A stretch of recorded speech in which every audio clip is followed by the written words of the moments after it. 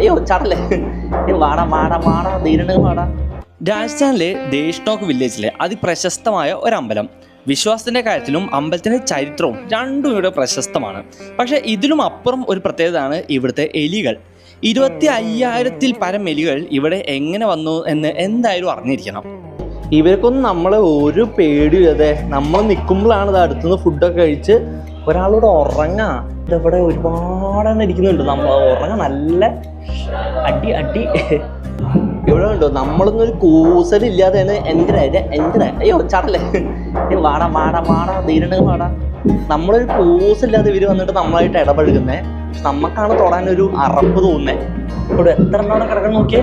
ഉറക്കത്തിലെല്ലാരും വാല് അടി നോക്കിയേ. ചാടടാ. ഒരാൾ ഇവിടെ നല്ല ഉറക്കത്തിൽ ഒന്നും അറിയുന്നില്ല കേട്ടാ.